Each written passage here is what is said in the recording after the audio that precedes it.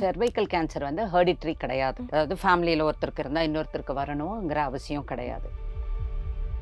அந்த ப்ளீடிங் அதாவது இடையில வர்றது வந்து ஜஸ்ட் ஹார்மோனல் இஷ்யூவா இருக்கிறதுக்கான வாய்ப்பு. கேன்சர் இருக்கணும்னு பயம் இல்ல. ஓகே. பயப்பட வேண்டிய அவசியம் இல்ல. பேப் ஸ்மியர் கல்யாணம் ஆகல அப்படிங்கிற பட்சத்துல தேவை கிடையாது. அப்ப ஹெச்ஐவி அந்த வேக்சின் போடலனாலுமே இந்த ப்ராப்ளம் வருமா மேம்? இல்ல. அது வந்து ஹெச்பிவி எதுக்கு கேட்டான்னா, யூசுவலா 9 to 14 இயர்ஸ் அது போட வேண்டிய ஒரு வேக்சினேஷன்.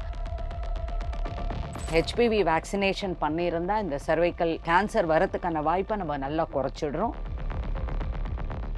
ஸோ அவங்களுக்கு மெனோபாஸ் 45 வயசுல வந்திருக்கு. யூசுவல் மெனோபாஸ் டைம் வந்து கொஞ்சம் இவங்களுக்கு ஏர்லி மெனோபாஸ் 45 to 55 இயர்ஸ்ன்னு சொல்லுவோம்.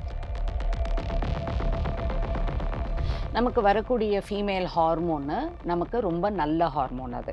நம்மளுடைய ஸ்கின் அழகுக்கு, ஹேருக்கு, நெயில்ஸுக்கு, நம்மளுடைய எலும்புகளுக்கு, ஹார்ட்டுக்கெல்லாம் ரொம்ப சக்தி குடுக்கக்கூடிய ஒரு ஹார்மோன் தான். இவங்க கல்யாணம் ஆகி இருந்தாங்கன்னா, கண்டிப்பா பேப் ஸ்மியர் டெஸ்ட்டை பார்த்துக்கணும். அல்ட்ராசவுண்ட் பண்ணி பார்த்துக்கணும். அதாவது போஸ்ட் மெனோபாசல் விமெனுக்கு வரக்கூடிய ப்ளீடிங் இருக்கு இல்லையா? அது நார்மல் கிடையாது. போஸ்ட் மெனோபாசல் விமென் குண்டா இருந்தாங்கன்னா, ஹைப்பர் டென்ஷன் இருந்ததுன்னா, டயபெட்டிஸ் இருந்ததுன்னா, இவங்களுக்கு ஒரு சின்ன ரிஸ்க் ப்ரீபாண்டரன்ஸ் இருக்க தான் செய்யுது. இப்போது புதிய அறிமுகம் ஆச்சி ஹோட்டல் சாம்பார் 50 கிராம் ரூபாய் 20 மட்டுமே.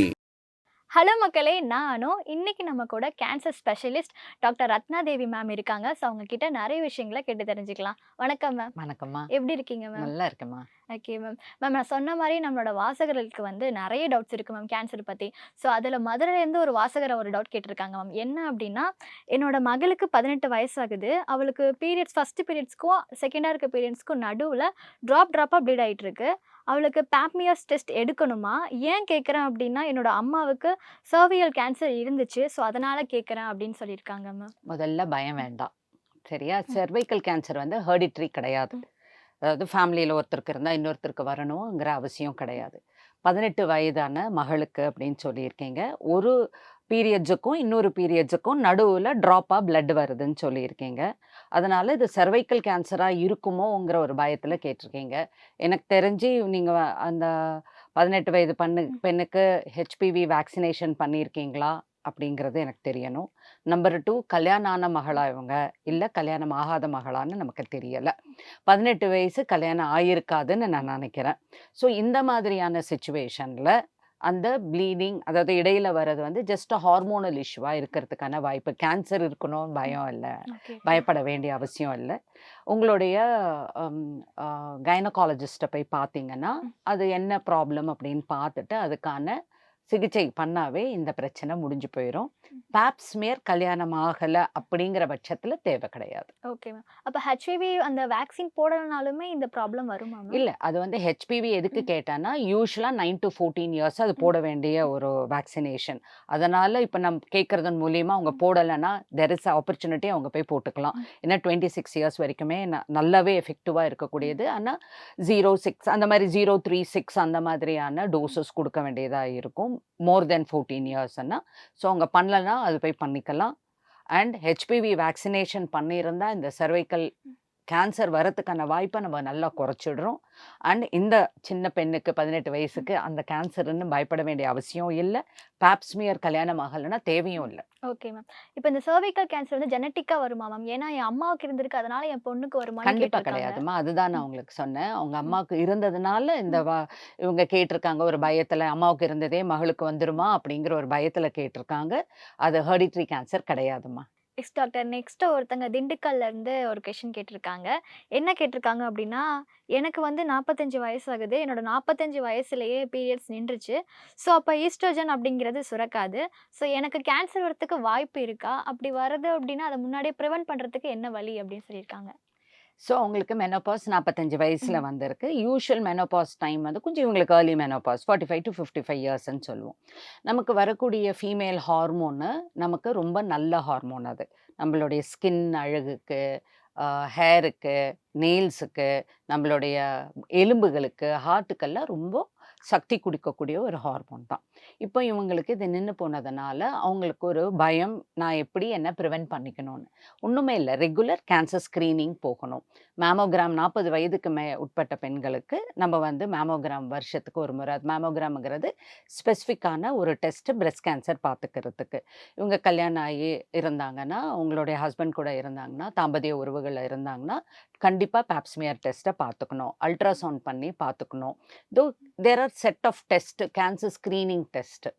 ஒருவேளை இந்த நின்று போய், அதாவது போஸ்ட் மெனோபாசல் விமனுக்கு வரக்கூடிய ப்ளீடிங் இருக்கு இல்லையா, அது நார்மல் கிடையாது. அப்படி ஒரு வேளை இவங்களுக்கு ப்ளீடிங் இருந்ததா அது என்னன்னு நம்ம செக் பண்ணி பார்க்கணும். ஏன்னா யூட்ரைன் கேன்சர், சர்வைக்கல் கேன்சர் இல்லை, யூட்ரைன் அதுக்கு மேலே இருக்கக்கூடிய அந்த கர்ப்பப்பை அதில் எண்டோமெட்ரியல் கேன்சர் ரொம்ப காமனானது போஸ்ட் மெனோபாசல் விமனுக்கு. ஸோ இந்த இதுக்காக செக் பண்ணி பார்த்துக்கலாம். மற்றபடி இவங்களுக்கு கண்டிப்பாக வரும் அதெல்லாம் கிடையாது, நிறைய பேருக்கு வராது. ஆனால் அதை செக் பண்ணி பார்த்துக்கிறது ரொம்ப முக்கியம். அதே மாதிரி ஒரு ட்ரையர்ட் மாதிரி நாங்கள் சொல்லுவோம். போஸ்ட் மெனோபாசல் விமன் குண்டாக இருந்தாங்கன்னா, ஹைப்பர் டென்ஷன் இருந்ததுன்னா, டயபெட்டிஸ் இருந்ததுன்னா, இவங்களுக்கு ஒரு சின்ன ரிஸ்க் ப்ரீபாண்டரன்ஸ் இருக்க தான் செய்யுது. பிரஸ்ட் கேன்சருக்கோ இல்லை எண்டோமெட்ரியல் கேன்சரோ வரதுக்கான வாய்ப்புகள் இருக்குது. ஸோ இவங்களும் ஸ்க்ரீனிங் போகிறது ரொம்ப நல்லதும்மா. Okay doctor. நெக்ஸ்ட் ஒருத்தங்க மயிலாடுதுறையிலேருந்து கொஸ்டின் கேட்டிருக்காங்க. என்ன கேட்டிருக்காங்க அப்படின்னா, எனக்கு கல்யாணம் ஆயிடுச்சு, தாம்பத்திய உறவுக்கு அப்புறமா ப்ளீட் ஆகிட்டு இருக்கு. ஸோ இது வந்து கேன்சரோட அறிகுறியாக இருக்குமா அப்படின்னு கேட்டிருக்காங்க. தாம்பத்திய உறவுக்கு பிறகு இரத்த கசிவு, அதாவது பல வருடங்கள் கல்யாணம் ஆன பெண்களுக்கு இரத்த கசிவு அப்படின்னு வரும்போது இது ஒரு ரிஸ்க் ஃபேக்டராக தான் கண்டிப்பாக பார்க்கணும். அது இரத்த கசிவு வரக்கூடாது. தாம்பத்திய உறவுக்கு பிறகு இரத்த கசிவு வரக்கூடாது. இவங்க வந்து தாம்பத்திய உறவுக்கு பிறகு இரத்த கசிவு இருக்குது அப்படிங்கிறப்போ கண்டிப்பாக போய் செக் பண்ணி பார்க்கணும். எதனாலனா அந்த ஃபியர் ஆஃப் சர்வைக்கல் கேன்சர் இங்கே இருக்குமா. இப்போது அந்த கர்ப்பப்பை வாய்ங்கிறது நம்ம உதடு மாதிரி அங்கே ஒரு வாய் இருக்கும். இப்போ தாம்பத்திய உறவில் அது அடிபடும் போது அங்கே growth இருந்ததுன்னா, கேன்சர் growth இருந்ததுன்னா, அது அடிபடும் போது இரத்த கசிவுகள் உண்டாக்கலாம். இது ரொம்ப இம்பார்ட்டண்ட்டாக போய் செக் பண்ண வேண்டிய ஒரு சூழல். ஸோ தாமதிக்காமல் உடனே அவங்க மருத்துவரை போய் பார்க்கணும். அது என்னங்கிறது செக் பண்ணி பார்த்துட்டு, அது ஒன்றும் இல்லைன்னா ஒன்றும் இல்லை, பட் ஏதாவது இருந்தால் உடனே அதுக்கான சிகிச்சை முறை கண்டிப்பாக தேவைப்படும். அவங்க செக் பண்ணி பார்க்காம இருந்தா வேற என்ன ஆகும் டாக்டர்? செக் பண்ணினா ரிப்பீட்டடாக உங்களுக்கு இரத்த கசிவுகள் வரும். இப்போ ஒரு வேளை தாம்பத்திய உறவுக்கு அப்புறம் வரக்கூடியது ஒரு மேஜர் ரிஸ்க் ஃபேக்டராக தான் நாங்கள் சொல்லுவோம். இது மேஜர் சிம்டமாகவே நாங்கள் சொல்லுவோம் இந்த கர்ப்பப்பை வாய் புற்றுநோய்க்கு. அவங்க அப்படியே இக்னோர் பண்ணிகிட்டே இருந்தாங்கன்னா இது வளரக்கூடியது, பரவக்கூடியது.